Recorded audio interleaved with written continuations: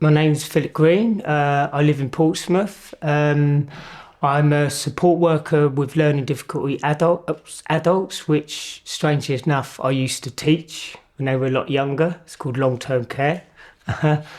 And yeah, I've been a Shiatsu practitioner for about maybe 6 years. Okay. I got into Shiatsu because I've always had quite a problem with alcohol, and I just felt that I was like hanging off the edge.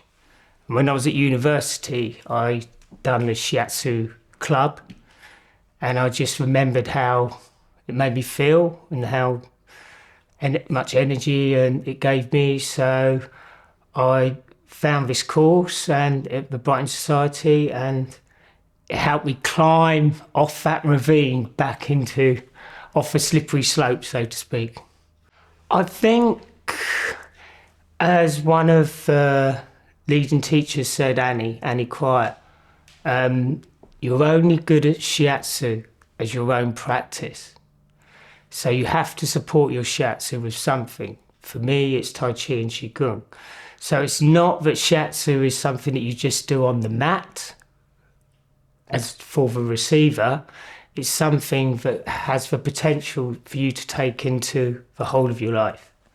Well, it aspires you to sort of be more present in the moment, and also to be more in tune with your internal landscape, like not just your physical posture, how you are, but your breath and how that can help to keep you calm and lessen your own anxieties. And then obviously in the practice, then you aspire to try and nurture that for the receiver, for the client. Well, I've had a lot of different people, but which I'm very fortunate. But I mean, on most levels, like physical damage, physical trauma is difficult to have an end result with. But on an emotional and sort of psychological level, it seems to have helped people quite a lot. To even sometimes, if they have specific ailments, like fibromyalgia or whatever it is, then that's not going to change, that's not going to shift. But their attitude towards their own ailments seems to change, in a sense. I always have a joke with most of the people who come round of like, in Shiatsu, we don't really want you back.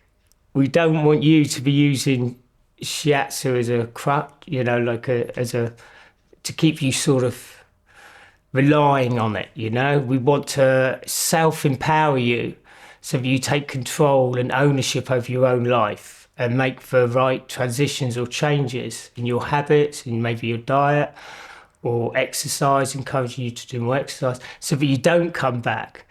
But we hope that you're good PR for us and you go, oh, go and see him so that we can at least continue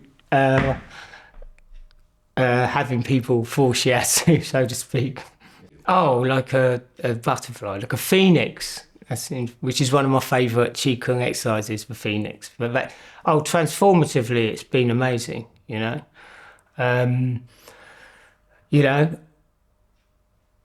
It's kept me on the straight and narrow, for definite, yeah.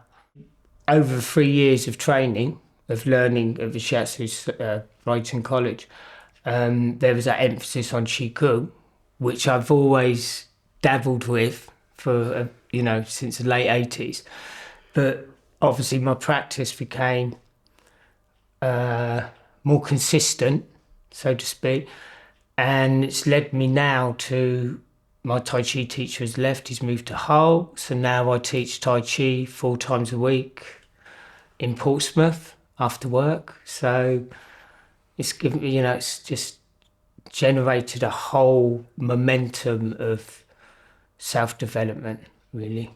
Oh, well, the Shiatsu Society really, has saved my life. I literally am not fibbing when I was hanging off by a fingernail with my dance with alcohol, So apart from that, they've always been supportive. I can always have communication with my past teachers. They've always put in articles online for us to continue with our professional development. Yeah, all good. Oh, definitely, yeah. Yeah. And in this strange, dark times, we need to hold on to things like that as much as possible.